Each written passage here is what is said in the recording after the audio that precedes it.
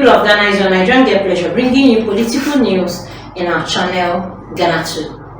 Ghanatube is actually committed to bring you all the happenings happening in Ghana, coming and making you understand that Ghana is actually a very best place to stay. Please. Is Jean Mensa staying? Jean Mensa, chairperson of Electoral Commission, you see, so she now knows that she doesn't declare elections. The electorate, with their term, they decide and you announce. That's what is happening to Jean Mensa. Whatever thought she has in her head, God answered the prayers of Ghana and God answered John Mohammed's prayers. So Jean Mensa, you remember, when we were fighting here, then I was minority leader, when she wanted to deny over 500,000 Ghanaians, 500,000 votes in the name of national ID card. So national ID card now go around the country and complete it. So that into next election, we now can say that national ID card is the basis. But when you haven't completed it, people don't have national ID card, then you say you won't accept the other process. It's a public good, national ID card. We need it. But make sure, in fact, and I shared this with you, I traveled to La Barga, the last village in my constituency on the Yendi Road, and Tugu on the Yendi Road. My electorate woman walked out. I'll share the video with you and said, Honorable Haruna, ID card ma tekale. We don't have the national ID card. And that when they came here, they didn't give them the opportunity. So national ID card, a public good. We want it for every deserving Ghanaian. But when you don't make it available, you cannot make that the sole basis. So Jean Mensa, Electoral Commission, you are only relevant when political parties are relevant. And you are only relevant when democracy is relevant. But at least she's done well.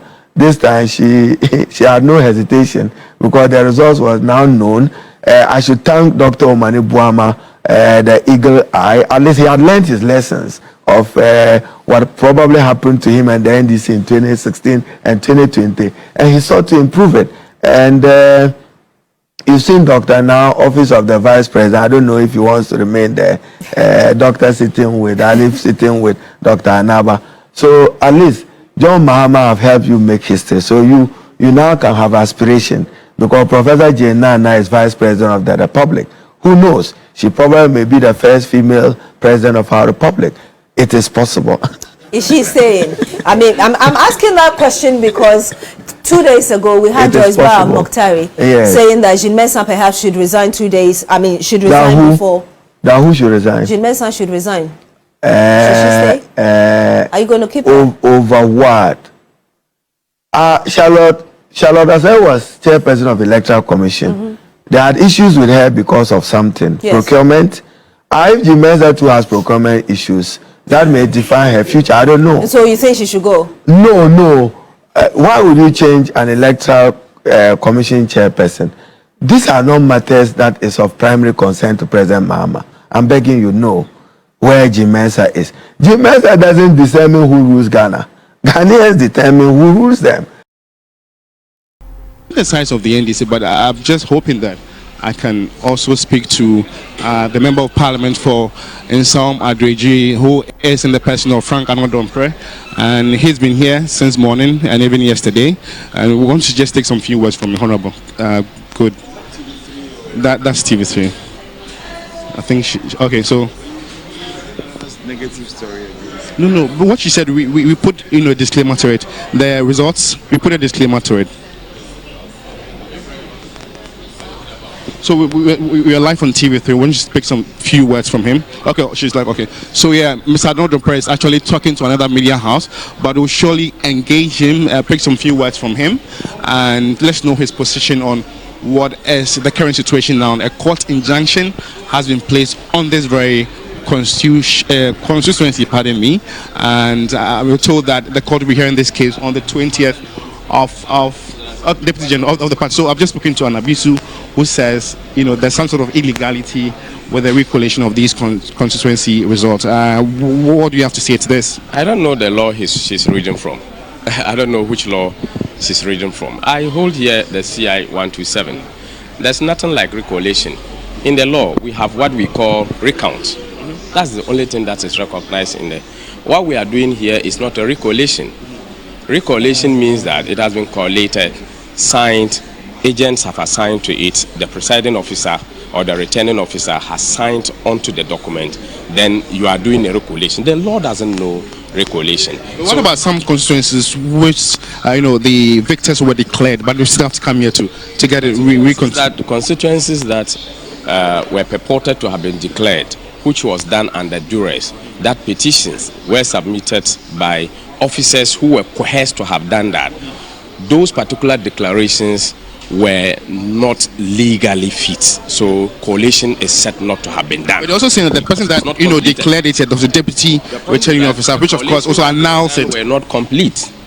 You don't declare an incomplete without even making variance analysis of the impact of the leftover polling stations. So obviously there is nothing called recoalition here. They are doing coalition because of the violence nature of their people, because of the insecurity, how they went and distracted the election materials and what have you. And if you read the CI, in CI 127, Regulation 39, 3B, it is indicated that all political parties are given copies of the declaration of the results. So once that is done at the polling stations, and then the result sheet, the pink sheets have been given the political parties, then you can assemble at a designated place chosen by the commission, and coalition will be done. I don't know if you watched TV3 this morning. Dr. Ghanatube, who is the former finance minister, is not really comfortable with the position of this very center. More like police intimidation. Why should we have to do that at the center? Who wants their comfort? Who wants that he should be comfortable? I standing here in 2012, Zabzugu coalition was not done in Zabzugu constituency. What was it done, if you want to share with us? In the region. It was done at the region. But it should be done in the EC, maybe district office? The point is that there was violence activities in there. Okay? It has to be taken to level playing fields. So it went to Tamale. I was there. Alhaji Hudu Yaya was there. And our current MP, who was the candidate at that time, was there. The current DCE was the communication officer for Zabzugo. We were all there. We were intimidated, not even with police, military officers. But we went in. We had our results. The returning officer came, and then we completed the process, and it was declared. The deputy director of elections today, Dr. Rashid Computer, was the director of elections in Tamale, in Northern region at that time.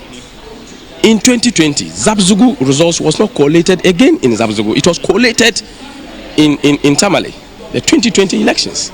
It was collated in Tamale, declared, they challenged it, we went to court.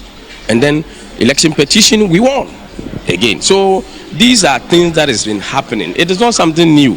You see, they have to read the law very carefully.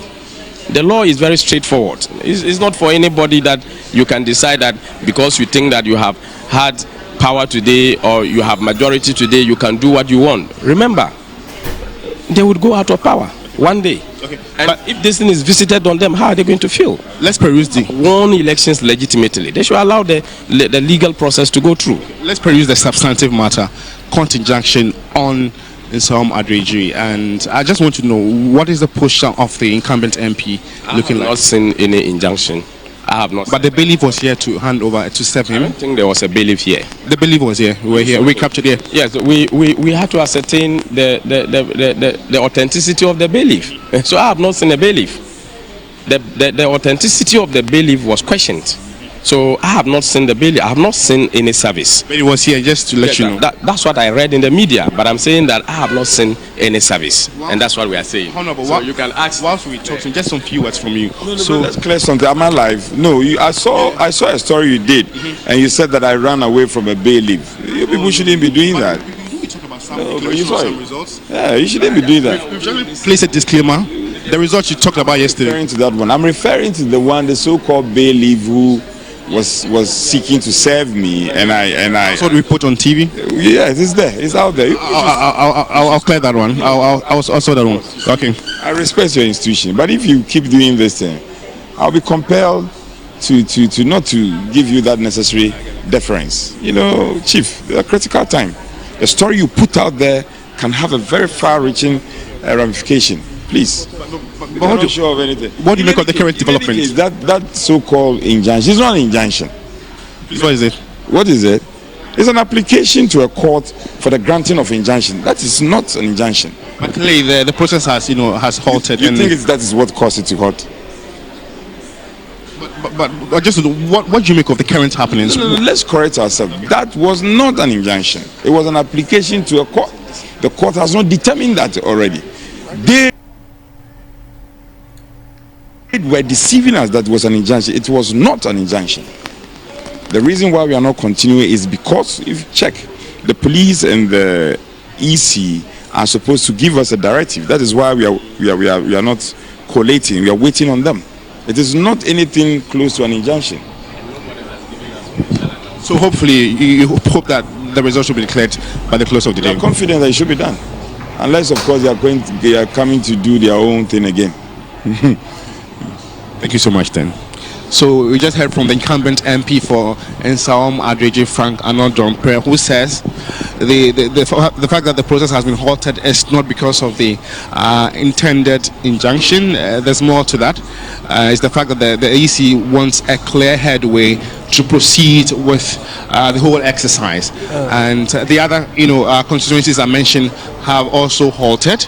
And so this is the current development or happenings here at the Tesino Place Depot. So as and when we get new updates, we'll surely bring it up to you. We are your authoritative media house, Election Command Center. Keep watching TV3 for all post-election related updates.